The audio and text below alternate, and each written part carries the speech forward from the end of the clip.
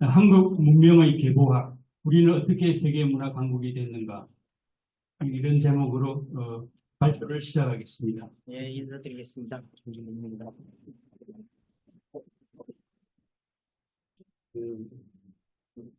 원래는 제가 발표할 급이 아닌데요.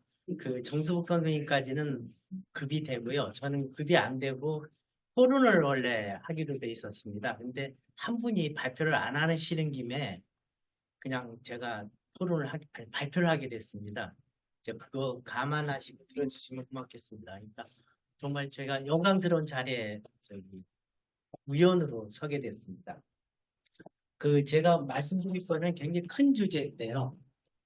한국 문명의 계보와 우리는 어떻게 세계 문화 강국이 됐는가. 이건 뭐냐면요. 아까 송호근 선생님도 그 얘기를 몇 번 하셨는데, 우리가 문명의 전환기에 살고 있지 않습니까? 이 문명의 전환기에 한국의 위치가 도대체 뭔가? 우리가 문명 전환기에서 굉장히 우리 역사상 굉장히 우뚝선 위치에 있고, 이게 어떻게 해서 여기까지 왔고, 그 다음에 우리가 어떤 역할을 할 수 있는가, 그거를 한번 제가 아는 범위 내에서 정리해 보고 싶어서 주저넘게 이렇게 큰 제목을 생각을 했습니다. 그러니까 결국은 이 문명의 대전환기에서 한국이 나아갈 길이 뭔가, 우리가 어떤 위치에 있는가를 한번 계보학이라는 방식으로 한번 크게 보려는 저의 발표입니다. 이게 한강문학상, 한강의 노벨문학상, 저는 이걸 제2의 한강의 기적이라고 부르고 있습니다. 그러니까 우리가 제1의 한강의 기적은 경제성장이죠. 우리가 어쩌다가 후진국에서 원조를 주는 선진국으로 진입했습니다. 이게 돌직적 근대화를 통해서 한강의 기적을 일으켰죠. 그 다음에 노벨문학상이 갖고 있는 거는 한국 문학이 세계문학 변경에서 중심으로 진입을 한 거죠. 문화 영역에서 우리가 새로운 기적적인 현상이 벌어졌습니다. 이제 이 말은 우리가 추격자에서 선도자로 문명사적 위치가 바뀌었다고 생각을 합니다. 우리가 선진국이 된 거는 추격자의 위치에서 한 겁니다. 근데 이제는 문명적인 맥락에서 선도자 위치에 가는 하나의 신호탄이 아닐까라고 저는 보고 싶습니다. 그러니까 한강의 노벨문학상 수상은 한국 문화가 한국 문명으로 전환할 가능성이라고 생각을 합니다. 그러니까 신용화 선생님부터 조동일 선생님까지 문화와 문명의 차이를 굉장히 어렵게 말씀을 하셨습니다. 그러니까 이 말 자체가 아마 인간이 만든 개념 중에 문화라는 개념만큼 많은 의미가 있는 개념도 없을 겁니다. 한 2,000개 된다고 그럽니다. 그러니까 문화와 문명을 저는 하나의 그러니까 니체가 이런 말을 하지 않았습니까? 비역사적인 것만이 정의할 수 있다. 저는 문화와 문명도 역사성을 갖고 있다고 생각을 합니다. 그래서 제가 오늘 발표에서는 우리 문명적인 전환을 통해서 어떻게 개념이 바뀌고 있는가도 이 안에 내포되어 있고, 이것이 한국 문화화에서 한국 문명으로 질적 전환하는 것으로 한번 해석해 보고 싶은 겁니다. 지금 우리가 세계 문화 강국이 되고 K자 붙은 게 굉장히 많고 한류가 세계화됐다고 우리가 말하는 거는 김구 선생님이 말씀하신 나의 소원에서 말하는 두 개죠. 하나는 완전한 자주 독립국가 이룩하는 거고, 그 국가의 성격이 뭔가를 문화 강국, 이런 말씀을 하셨습니다. 그러니까 나는 우리나라가 세계에서 가장 아름다운 나라가 되기를 원합니다. 가장 강한 나라가 되기를 원하지 않습니다. 그러니까 강한 나라가 되려면 침략을 한다는 거죠. 그러니까 우리는 그걸 당해봤기 때문에 그런 나라를 원하는 게 아니라, 내가 원하는 건 문화적 힘이다. 문화는 우리가 가진, 이 밑에가 안 보이네요. 예, 우리가 가진 것들을 우리 나름대로 세계에 공헌할 수 있던 의미가 있다고 생각합니다. 이런 이러한 순간이 온 게 지금 우리 현재라고 생각을 합니다. 이게 지금 제2한강의 기적이고, 이런 맥락에서 저는 문화 문명을 재정의하고 싶습니다. 그러니까 문화라는 말하고 문명이라는 말이 어느 개념이 더 큰가? 이건 논쟁이 될 수 있습니다. 근데 원천적으로 보면 문화라는 개념이 더 큽니다. 문화라는 개념의 상대어는 자연입니다. 인간만 문화를 가진 종입니다. 인간이 위대함은, 호모사피엔스의 성공 비결은 문화를 만드는 거예요. 문화적 진화를 한다는 게 호모사피엔스의 성공 비결입니다. 그러니까 문화의 어원은 쿨투라, 경작하다, 농업혁명과 관련이 있습니다.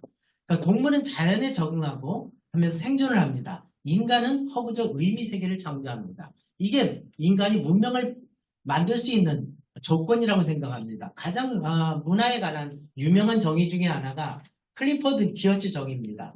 인간이 자기 자신이 짠 문화로 총칭되는 의미의 그물망에 매달려 산다는 겁니다. 그러니까 인간만 현실과 꿈의 두 개의 세계에 살 수 있습니다. 그러니까 우리가 꿈의 세계를 갖고 있다는 거, 우리가 문학을 한다는 거, 이야기를 한다는 거, 이게 바로 우리가 문화적 존재라는 것입니다. 근데 문화는 이 자기가 나름대로 의미의 그물망을 만드는 방식이 문법이 다릅니다. 그러니까 이거에 따라 개체적 집단의 정체성을 만드는 코드가 됩니다. 그러니까 한국 문화라는 말은 한국인의 정체성 코드를 의미합니다. 이에 비해서 문명의 상대어는 야만입니다. 문명이란 개념이 굉장히 넓게도 쓸 수 있지만 이 안에는 근대 오리엔탈리즘이 있습니다. 그러니까 문명의 라틴어 어는 시비스, 시민이라는 것과 시비타스, 도시. 그래서 고대 문명, 이게 전부 도시와 관련이 있죠. 이렇게 해서 사용할 수 있습니다. 근데 유럽인들이 문명화 과정이라는 걸 통해서 이걸 보편사적 과정을 하고 자기 것으로 전이해버린 겁니다. 문명화 사명을 통해서 서구 문화 제국주의가 됐고 이것의 영향으로 시빌라이제이션을 문명으로 번역한 사람은 후쿠자 유기치입니다. 이걸 한 뭐냐면 타라이크입니다. 아시아에서 벗어나서 서구로 들어가는 맥락에서 이러한 과정을 설명하는 말이 문명이라는 개념입니다. 그러니까 문명 개념에는 서구 중심주의와 오리엔탈리즘이 내재되어 있습니다. 이거를 깰 수 있는 게 지금 우리가 한국 문화가 한국 문명이 될 수 있는 문명화라는 포스트 식민주의 문명 패러다임을 만들 수 있는 가능성이라고 생각을 합니다. 세계 속의 한국 문화 의상이 문화와 문명의 관계, 근대적 관계를 전도시킬 수 있는 이 수직적 관계가 아니라 아까 조동희 선생님이 말씀하신 전 오늘 발표를 듣고서는 대극 상극론을 생극론을 이런 식으로 해석할 수 있겠다는 생각이 듭니다. 그러니까 문화와 문명의 관계, 이 관계로 만들 수 있는 거, 이게 저는 포스트 식민주의 문명 패러다임이라고 생각을 합니다. 이 역할을 우리가 할 수 있다는 것이 아마 이런 맥락에서 제가 주제넘게 조동호 선생님하고 비슷한 맥락이 아닐까라는 생각을 해봤습니다. 한국이 문명의 수신자에서 송신자로 바뀌는 단계, 이게 한국 문화의 문명화 단계라고 생각을 합니다. 그러니까 한강의 수상은 그러니까 노벨상이 받은 건 한류의 세계가인가? 저는 아니라고 생각합니다. 가장 한국적인 것이 가장 세계적인 것이다. 이렇게 많이 얘기합니다. 한강의 노벨 문학상이 가장 한국적인 것이 가장 세계적인 것이 됐다. 그런데 한강의 K문학을 한류의 범주에 가두지 말아야 세계문학이 됩니다. K자를 띄어야 된다는 겁니다. 예를 들면 이 한류의 굉장히 중요한 변곡점이 되는 게 싸이의 강남스타일입니다. 강남스타일을 가장 강남적인 거, 가장 한국적인 거 이렇게 되면 강남스타일 없습니다. K-팝의 K 국적을 뗄 때 보편적 팝이 될 수가 있습니다. 이게 문명의 단계라고 생각합니다. 이게 보편성의 단계라고 생각을 합니다. 한국 문화의 문명화가 갖는 세계사적 의미는 이것의 가능성을 보여줬다는 겁니다. 문화가 문명보다도 더 본질적이고 포괄적 개념입니다. 이게 지금의 문화 개념입니다. 이전에는 근대가 문화제국주의에서는 문명이라는 개념이 문화라는 개념보다 상위에 있었는데 지금 역전이 되고 있습니다. 왜 그러냐면 인류세든지 인간과 비인간의 관계가 문명사적으로 재구성되고 있기 때문입니다. 문명의 가장 중요한 인간이 가장 중요한 특이성은 인간이 문명을 만든 건 뭐냐? 유전자와 문화의 공진화입니다. 생물학적 진화를 넘어서 문화적 진화를 통해서 날개를 진화시켜서가 아니라 비행기를 만들어서 우리는 하늘을 날았고 로켓을 만들었습니다. 이 두 개의 공진화가 인공지능 시대에 새로운 방식의 공진화가 된다는 게 지금 굉장히 심각한 문명의 전환이라고 생각합니다. 이러다 보니까 문화라는 개념이 문명이라는 개념보다 훨씬 큰 개념으로 역사의 문화적 전환이 일어나고 이러한 전체적인 게 문명사보다 더 큰 역사가 나타나는 게 비기스토리입니다. 자, 이런 맥락에서 인류 종이라는 거는 결국 문화적 진화고 이 과정의 역사고 이런 식의 최근에 나온 그 하버드 대학의 마틴 푸프너 이게 영어책으로는요. Culture, the History of Earth 그러니까 부제가 From Cave Art to K-pop입니다. 근데 이걸 이상하게 한국책으로는 컬처 문화로 쓴 세계사로 번역을 했습니다. 아마 나중에 이 사람이 제 추측인데요. 이 원서 제목이 바뀐 게 아닌가. 그러니까 이거보다 더 좋은 제목이 어디 있습니까? 번역을 할 때. 그러니까 문화예라는 게 우리 인간의 이야기고 그것의 진화 과정이 동굴 예술로부터 케이팝까지라고 본 겁니다. 그런데 이 사람한테 굉장히 중요한 문화 개념이 문화는 한 공동체의 자선이거나 소유가 아니라 교류로 변형되는 공유의 대상이라는 겁니다. 그러니까 문화는 복제된다는 겁니다. 그러니까 문화라는 거는 원조를 따지는 게 의미 없다는 겁니다. 그러니까 문화에 대해서는 우리 모두는 후발주자일 뿐이라는 겁니다. 중요한 것은 누구 것인가가 아니라 어떻게 사용하느냐라는 것이 중요하다는 것입니다. 그리고 우리가 발견했느냐가 중요하다는 것이 아니라는 겁니다. 문화는 과거의 작은 파편들을 가져와 새롭고 놀라운 의미 생산 방식을 만들어내는 인간 프로젝트입니다. 인간은 문화의 오디세이 과정이라는 겁니다. 그러니까 문화라는 것은 우리의 고유의 소유물을 지키느냐, 그러니까 뭐 케이크, 뭐 김치 공정 이런 거 넌센스라는 거죠. 이거는 문화 국수주의라는 겁니다. 중요한 거는 누가 어떻게 사용하느냐는 겁니다. 그러니까 이 과정을 이 책은 인류 종의 이야기로 얘기한 거고 이것이 동굴 예술에서 가장 최근에 진화된 첨단이 케이팝이라고 보는 겁니다. 자, 이게 문화에 대한 근본적인 개념이고 이것의 성과물이 저는 문명이라고 봅니다. 자, 그럼 한국 문화의 진화라는 게 결국 한국 문명사라고 생각을 합니다. 그러니까 이거를 한번 지금 한국의 위치에서 역추적이 들어가는 거 이게 개보학입니다. 그러니까 푸크의 개념이죠. 개보학은 현재에 도달한 여러 개의 출발점이 있는데 이것들의 단층선이 있다는 겁니다. 연속성과 불용선이 있는데 이 중칙적 단층선을 접합으로 그리는 게 개보학입니다. 그러니까 우주에 존재하는 물질은 94가지 원자들의 구성입니다. 그러니까 수소부터 플루토늄이죠. 이것이 어떻게 조합되고 어떻게 배열되는지에 따라서 이 세상의 모든 물질이 만들어집니다. 문화의 밈도 문화적 유전자도 마찬가지라고 생각합니다. 한국 문화라고 할 때 유교, 불교, 뭐 선교, 그 다음에 토청문화, 뭐 기독교 이 문화의 유전자 밈이 어떻게 결합했느냐가 한국 문화의 정체성이라고 생각하고 이걸 어떻게 잘 조합해서 새로운 배열을 만들어내는 것이 저는 한국 문명사라고 생각을 합니다. 그러니까 문화라는 것은 문화적 유전자 밈의 진화로 생성되는 트랜스포머입니다. 끊임없이 변형된다는 거죠. 이거를 아마 아까 조동희 선생님 문명문법이라고 말씀하신 것 같고 이게 대등상등론이라고 굉장히 좋은 개념이고 저도 이걸 한번 잘 사용해 보고 싶습니다. 문화라는 건 이렇게 훔치는 겁니다. 그러니까 문화라는 내 것이 아니라 이렇게 계속해서 누가 잘 훔쳐서 사용하느냐 그러면서 많은 의미를 만들어내느냐 이게 저는 문화라고 생각합니다. 이거를 우리가 굉장히 잘했다는 것이 지금의 우리의 성과라고 보고 싶은 겁니다. 한국이 정신세계를 지배하는 유교, 불교, 기독교 우리 거 아닙니다.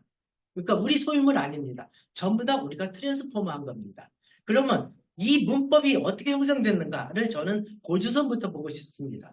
그러니까 고주선 이래 당대 보편 문명을 응전하는 방식으로 한국 문화 유전자 밈을 전개시킨 게 한국 문화의 문명사적 과정이라고 보고 싶습니다. 저는 이거를 세 개의 다층선으로 시대 구분하고 싶습니다. 정근대에서는 보편 문명을 모방했습니다. 근대에서는 주체가 나오면서 보편 문명을 번역하고자 했습니다. 디지털 시대 오면서 복제가 일어납니다. 그러니까 모방, 번역, 복제라는 문명 문법으로 지금 우리의 한국 문명사가 형성됐다고 보고 싶습니다. 이 모방 문법의 원형은 당군과 기자라고 생각합니다.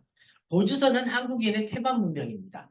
근데 재밌는 게 당군조선에서 기자조선을 이행하는 이걸 어떻게 해석할 거냐의 문제입니다.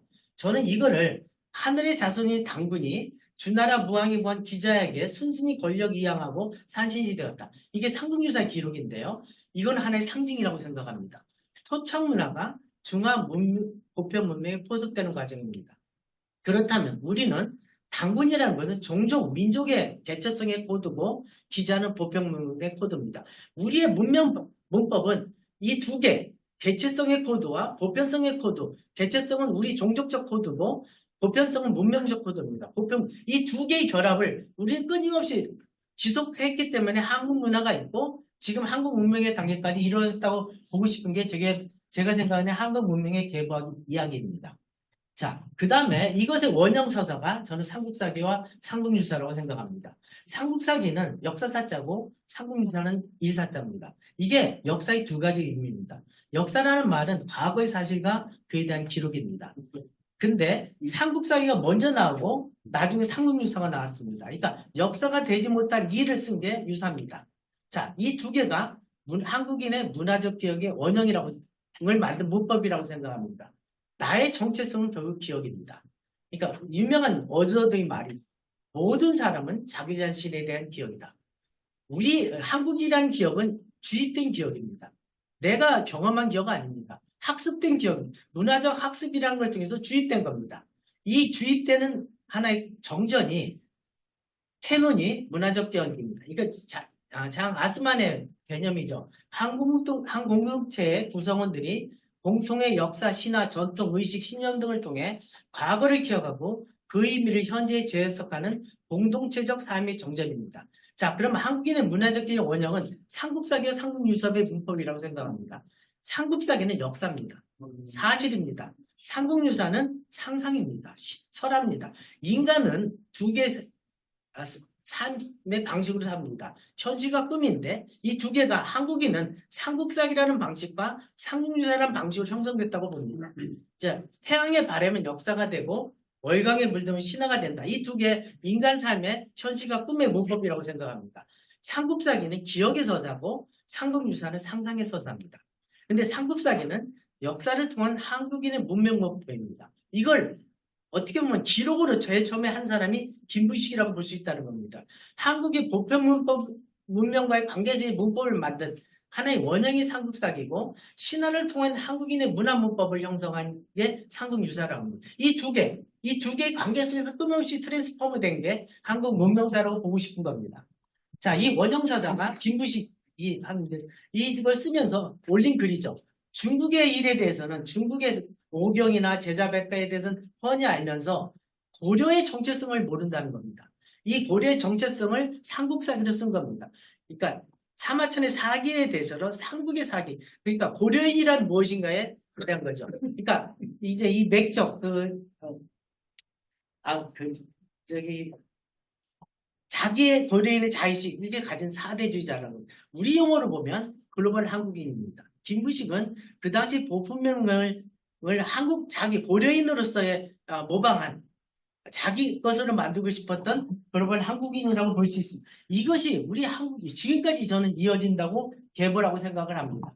자, 이 모방원별 결정체가 조선왕조라고 생각합니다. 이게 결정화가 사대주의입니다. 그러니까 조선이 건국되고 난 다음에 제사를 어떻게 지낼 것인가에 문제였을 때 태조실록 원년에 이런 말이 나옵니다. 조선의 당군은 동방에서 처음으로 천명을 받은 임금이고 기자는 처음으로 일으킨 임금이다. 이 두 말이 중요하다고 생각합니다. 우리의 뿌리는 당군이고 우리의 문명은 기자다. 이게 조선의 이중 정체성입니다. 자, 당군은 역사의 시조로서 천명을 받은 왕조고 그게 우리 자손이고 공자 이전의 기자는 문명으로서의 조선의 표상이라는 겁니다. 조선왕조실록에 보면 당군은 121번 나오고요. 기자는 468번 나옵니다. 그러면 조선의 문화적 기억은 뭐냐는 겁니다. 결국 기자입니다. 자, 이것이 조선의 정체성이고, 이제 이 두 개의 상관성, 어떻게 보면 이것도 대등생극이라고도 볼 수 있을 것 같습니다. 이 두 개 속에서 자기 자신의 역사적 상황 속에서 이걸 끊임없이 우리가 지켜왔고, 끊임없이 변형시켰던 과정이 아닐까, 이렇게 보고 있습니다. 이것의 위기가 두 번의 임진왜란과 병자호란에서 조선의 생존의 문제입니다. 그러니까 조선의 건국은 명과의 사대 관계, 분신주의의 충의 관계로 성립했다면 임난유의 명나라의 도움으로 제주지원, 재건국을 한 거죠. 이 관계 속에서는 이제는 부자 관계로 바뀌는 겁니다. 그러니까 책봉 조공 관계에서 이제는 아버지, 천조가 되어버린 거죠. 자, 이런데 병자호란이 일어나니까 조선은 어떻게 할 것인가의 문제입니다. 여기서 새로운 문화적 기억을 만든 게 저는 소중화, 조선중화라고 볼 수 있다는 겁니다. 그러니까 삼전도의 굴욕을 겪은 이후에 어떻게 조선 왕조의 정통성을 세울 수 있을 것인가? 이 제조지은이라는 문화적 기억을 통해서 어떻게 문화적 실천을 할 것인가? 예, 이게 이제 두 가지 방식이 있었다고 생각합니다. 하나는 소극적 문화적 실천이 르상띠망의 북벌입니다. 그러니까 실질적으로 할 수는 없으면서 이 원한 르상띠망에 통한 열등감을 정신적 승리로 하기에는 내부 이데올로기 용어로서 제주지원을 얘기한 거고 북벌을 얘기했습니다. 또 하나는 적극적인 겁니다. 소중화, 조선중화라는 하나의 방식, 나중에 이거 개념 규정한 거죠. 조선 보편 문명의 상속자라는 거. 그러니까 명나라는 망했지만 우리가 중화의 대변자다. 그러니까 사상적 자식으로서의 소중함, 조선중화를 가지고 조선왕조의 정통성을 새기고 이것이 한국인이 갖고 있는 문화적 문법의 우수성이라고 생각을 합니다. 자, 조선중화나 소중한을 인식하는 개념들은 세 개라고 생각합니다. 첫 번째는 사대주의입니다. 조선의 건국인 4대, 작은 나라가 큰 나라를 섬기는 것으로 생존하는 방식이고 이것이 조공 책봉 관계이고 이게 조선의 정통성이고 그 다음에 조선중화를 해석하는 방식 두 개라고 생각을 합니다. 하나는 문화민족주의입니다. 조선이 보편적 중화문명을 전이한 우리가 중화다라는 일종의 민족주의고 이랬을 때 중화라는 것은 한 나라의 문명 코드라는 거죠. 국가가 대변하는 거나 인종이 대변하는 게 아니라 하나의 문명 코드고 그 보편 문명의 기이라는 겁니다. 명나라가 없었을 때 우리가 그것의 기표가 될 수 있다는 거. 이게 조선중화고 명나라 이런 식으로 하면서 송시열이 이 이데올로기를 만들었다고 생각합니다. 자, 그러면서 조선중화에 갖고 있는 이중 효과가 있습니다. 하나는 청나라한테 항복하고 명나라의 배반한 거에 대해서 해계하고 만회할 수 있는 이데올로기고 또 하나는 만동미나 대보단을 하면서 사대를 통해서 조선왕조가 망하지 않게 계속 이어올 수 있었던 이데올로기죠. 세 번째가 제가 주장하고 싶은 문화진화론입니다. 자, 한국 문화의 특성은 끊임없이 유불성, 근대운의 기독교, 끊임없이 이 비빔밥, 융합이라는 걸 방식으로 보편문명을 복제하는 방식으로 우리는 지속하고 여기까지 왔다고 생각합니다. 생존 방식은 보편문명을 복제하는 문화적 진화입니다. 그 첫 단추가 당군에서 기자고 전통시대 달구는 혈연 개체성이고 기자는 보편문명이고 근대 이후에는 이것이 바뀌는 겁니다. 여기서 헤매다가 일제에서 식민화가 된 거죠. 그러니까 결국은 이 중화문명, 서문명 바꾸는 교체 시기 이때가 우리가 굉장한 혼란을 겪었는데 이때 중요한 건 뭐냐면 모방에서 번역으로 문명 문법이 바뀐 겁니다. 자, 근대 국가가 되면서 주체가 생겨난 거죠. 중국을 우리 나름대로 의미 해석을 하게 된다는 거. 아니면 서구 문명을 의미 해석해야 된다는 거. 그러니까 이게 군대적 주체의 탄생입니다. 원래 서브젝트라는 개념은 서브액팅이죠. 아래에 던져진 것. 원래 종속된 의미라는 건데 이것이 코페르니쿠스적 전환을 한 게 근대입니다. 그러니까 세계를 구성자가 된 거죠. 이게 주체 개념이 완전히 바뀐 겁니다. 그러니까 나는 뭐뭐는 이다에서 주어와 수어의 관계가 전도된 겁니다. 그러니까 주어가 수어를 규정하게 된 거죠. 이게 주어죠. 자, 원래는 비서브젝트 2처럼 종속된 대상이 주체, 그러니까 동국할 때는 중국이라는 중심에서 우리 상대적 위치를 했다가 이제는 우리가 하겠다는 거죠. 그러니까 동국, 일이 문법이 삼국유사의 문법, 삼국사의 문법이죠. 내셔널 히스토리라는 거는 결국은 뭐냐? 코페르니쿠스적 전환입니다. 역사의 주체가 생겨난 거죠.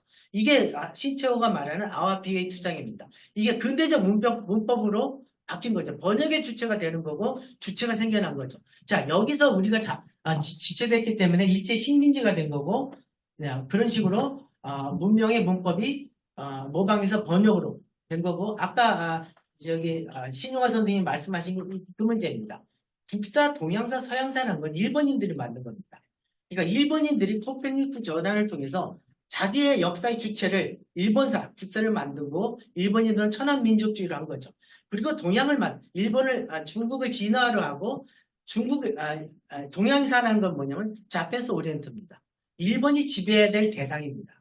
그 다음 일본이 모방해야 될 대상 아니면 번역해야 될 원본이 서양입니다. 이게 1단계, 2단계에 따라서 바뀌면서 이제 문제가 발생하는 겁니다. 첫 단계에서는 근대화의 번역에 일본식 오리엔탈리즘 동양을 하다가 두 번째는 반역이 되는 거죠. 이게 대동아 전쟁입니다.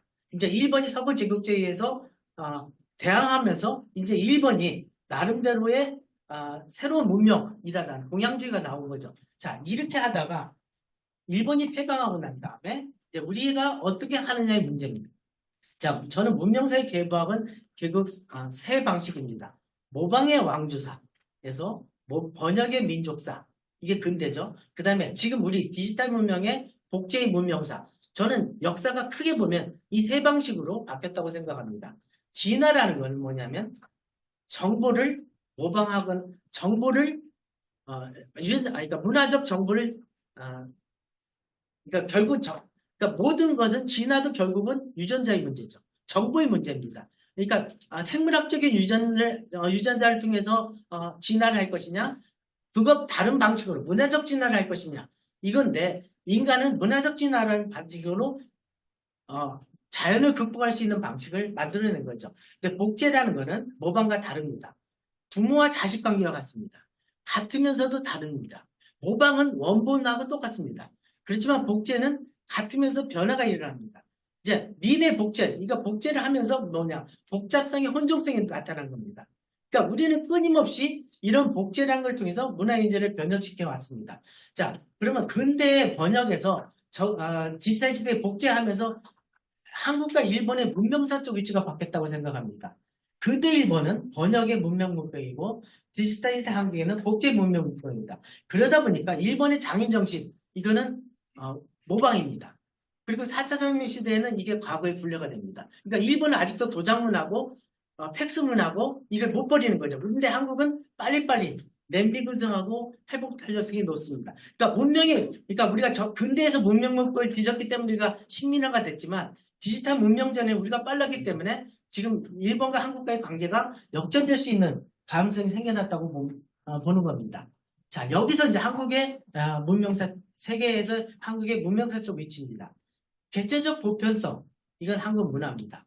근데 보편적 개체성이 나오면 문명 단계라고 생각합니다. 이것의 징조가 2020년 봉준의 오스카상과 2024년 한강의 노벨상이라고 봅니다. 여기서 우리가 한국 문명사라는 하나의 보편적 개체성이 나올 수 있는 가능성이 생겨났다고 봅니다. 그러니까 봉준의 수상은 할리우드 영화 문화제국지 유리천장을 뚫은 겁니다. 그러니까 아카데미 영화제가 로컬 영화제다. 라는 방식으로 미국을 지방화시켜버린 거죠. 그리고 한강의 노벨상 수상은 한국 문학을 세계 문학의 변방에서 주류로 진입한 겁니다. 영화는 대중문화지만 문학은 고전이고 문화의 코어입니다. 한강의 수상은 개체적 보편성의 한국 문화가 보편적 개체성의 한국 문명으로 변한 변곡점이고 아까 말씀드린 강남 스타일 이런 겁니다. 그렇다면 우리 성공 요인이 뭐냐? 고유성이 아니라 혼조성입니다. 혼조성은 복제라는 겁니다. 자, 이거를 세계가 인정한 겁니다. 올해 재밌는 게 올해 노벨상이 굉장히 재밌지 않습니까? 과학상도 AI 통해서 한 거고 그 다음에 노벨 경제학상을 받은 사람 그러니까 노빈슨하고 에스르 몽블루나 이런 사람들이 한국을 굉장히 하나의 표본으로 보는 거죠. 자, 근데 이 중에 한 사람이 노빈슨이 노벨 경제학상을 받은 날 한 인터뷰입니다. 나는 요즘 한국을 보면 창의성을 본다. 한국이 성공을 말할 때 삼성만 말하는 것이 아니다. 음악을 생각해보다. K-팝, 영화, TV를 생각해보다. 한국은 하나의 문화현상이다. 이 현상엔 창의성이 있다. 이게 한국의 가장 큰 매력은 문화적 폭발이다. 그리고 내 아들은 한국이 세계에서 가장 멋진 곳이라 생각한다. 우리 자신은 이렇게 생각 안 하는데 외국인들이 볼 때는 이렇다는 겁니다. 이게 어쩐 이런 일이 벌어졌냐는 겁니다. 그러니까 한국은 외국이 볼 때는 하나의 문화적 현상입니다. 우리가 문화를 선도하고 있는 겁니다. 문화를 선도하게 되면 우리가 문명이 만들 수 있다는 겁니다. 근데 130년 전에 비심요사가를 볼 때는 한국은 어떻습니까? 비심요사의 한국과 그 이웃 나라들 보면 조선 왕조는 끝났습니다. 왜 끝나냐? 양반의 나라고 이 나라에서는 희망이 없다. 그리고 고종 황제나 민비를 봤을 때 이 사람들은 자기 안위만 생각한다. 근데 연해주나 러시아 쪽에 이주하는 조선인들을 보니까 다르더라. 굉장히 부지런하고 똑똑하다. 거기서 난 희망을 본다. 그렇다면 민족성은 우수한데 문제가 뭐냐? 제도가 문제였던 겁니다.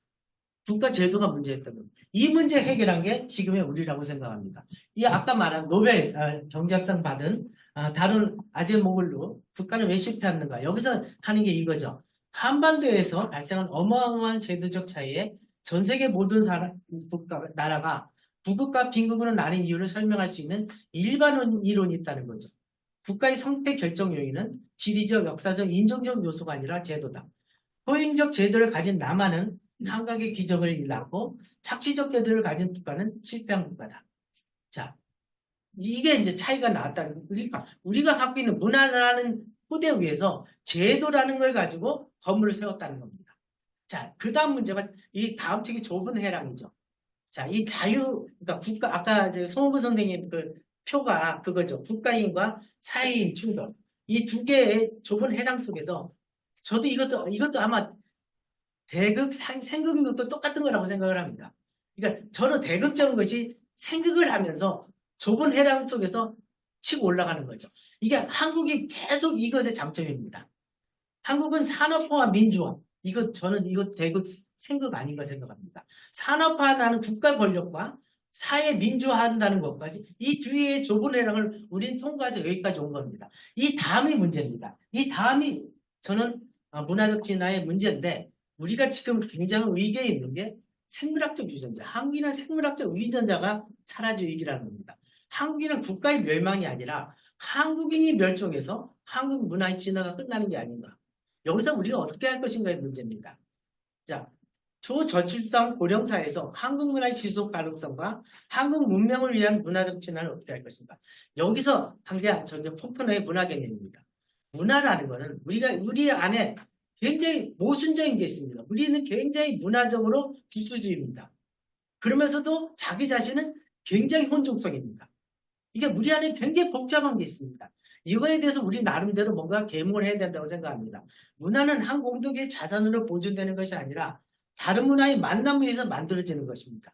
그러니까 생물학적인 돌연변이가 일어나는 건 뭐냐면 복제 과정에서 나는 오류입니다. 전파 오류죠. 오류가 아니라 문화의 실험 방법이고 이 덕분에 새로운 세대는 새로운 관심사라는 겁니다. 한국이 이 지점이 왔다는 겁니다. 한국이 다문화 사회로 간다는 거 이거는 뭔가 우리한테 위기면서 기회라는 겁니다. 그러니까 전통이란 말이 트레디션이라는 말이 원래 트라디초 라틴어죠. 전달하다 넘겨준다는 뜻입니다. 낡은 것이 아닙니다. 그러니까 다문화 사회라는 조건에서 전통 문화, 우리가 갖고 있는 문화적 문법, 문명법법을 계승하고 이거를 한국 문명으로 직접전할 수 있는 기회라고 생각을 합니다. 그러려면 문화는 우리의 고유의 소유물이 아니라 어떻게 사용할 것인가 이 고민을 해야 된다고 생각합니다. 결국은 반벌교에 의한 차이, 돌연변이 이게 복제인데요. 다른 것이 나올 수 있고 그러니까 다인의 종의 가장 유명한 말이죠. 가장 강한 종이 아니라 가장 변화를 잘하는 종이고 이 복제 문화 문법이 한국인의 생존과 소프트 파워고 이것이 21세기 다문화 사회란 우리의 도전에서 우리가 어떤 새로운 문화적 유전자를 통해서 융합 문명을 만들 것인가 이게 우리 문명적 과제라고 생각을 합니다. 예, 여기까지입니다. 고맙습니다.